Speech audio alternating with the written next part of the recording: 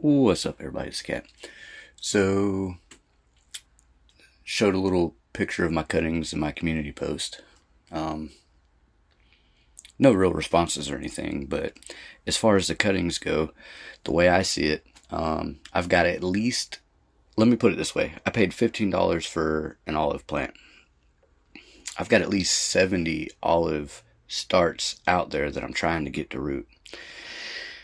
If every single one of them rooted and I sold them for $15, that'd be okay. So there's 14 pots. There's roughly 5 in each pot. So 14 times 5 is like 70. And then, so you got 70 plants. You take those 70 plants, you pot them in their own individual pot with their pot and dirt, and you turn around and you sell them for the exact same price that you paid. So 70 times 15 would be 1,050. So the strawberry plants I haven't started calling nurseries or greenhouses, but that's the plan. I'm gonna start calling. I'm trying to teach my kids this so they can make money. So tomorrow I'm gonna have my daughter. I'm gonna sit down with her. We're gonna write a script down, and she's already researched a bunch of the greenhouses and nurseries nearby. She's gonna start calling the closest nursery and greenhouse nearby first, and it's gonna go something like, "Hey, my name's Cat Without the Hat. I've got so many strawberries," because that's basically what I'm trying to get rid of at this point. But we had around 2,000. I gave a bunch away, shared a bunch, sold a handful. So if I were to do a wholesale like bulk price, they're $1 a piece if you're buying them wholesale. If you buy like 25, 50, or 100, they start giving you discounts depending on where you're getting them from. So even if I were to sell them all for half price at 2,000, strawberry plants 50 cents, that's $1,000. If I sell them for 25 cents, that's $500. So I mean, you got to kind of work with people depending on what you got going on. Sometimes you got to stand and assert yourself, say, hey, this is what I need, this is what I have to have, otherwise I'll find the next person to buy it. Same thing with like handyman work and anything else. It's just business practice. So these are things I'm trying to teach my kids. So starting tomorrow, since the new year is over, I'm gonna have my oldest daughter, who's in high school. She'll technically be in 9th grade, although I am homeschooling, which is why she would technically be in the 9th grade. But be a good start for her to build some confidence, to build some like business mindedness. And of course, they all helped dig the strawberries, and they all helped to get them where they're at, count them, and the whole nine. Like, I told them what to do, let them handle it, and just kind of sat back and watched, So now at this point, it's going to be a little bit more hands-on as far as when it comes to the things that I'm doing. So anyway,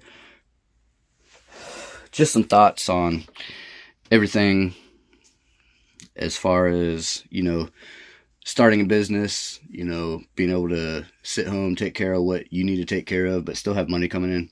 And that's been my thing. Like that, I had a handyman business, and I was doing great there for a while. Small advertisements here and there, but rarely any. Most of it was word of mouth, just because, I deliver, quality over quantity. Anyway, that's my thoughts on it. So we got 10 loquats. If I was to sell them for $15 a piece, that's $150. Like blueberries, if I were to split them up once they get bigger, and most of these plants, they could be sold this year for 10 to $15, or I could wait a year. If they do root, I could wait a year and sell them, not this coming summer, but the summer after, and get a little bit more. But then I'd also have to up pot and everything else. So like, my plan is to sell and start like a whole bunch of small plants, sell them fairly cheaply That way people can get them in their yard. You know, they got a summer to grow in the pot, and then typically you want to plant in the fall before the ground hardens or freezes. And depending on your zone, where I'm at, you want to plant in the fall. It gives it time to, it gives your plant, you know, a tree or whatever, time to put roots down, get acclimated. I don't know, the word escapes me at the moment, but you want them to be kind of hardy. You want them to get, you know, accustomed to where they're at. So depending on where you are, some places you want to plant very beginning of spring. That way it has time to put roots out and get established. That's the word, established. You know, it's the same thing with business. You know, you want to put your roots out and get established and bring in customers, whatever the case may be. But you got to have a solid plan to do that. Me personally, this is the plan. You know, I've put a couple of ads out here and there on Facebook and whatever, or had my wife do it. If she did, I'm not sure. But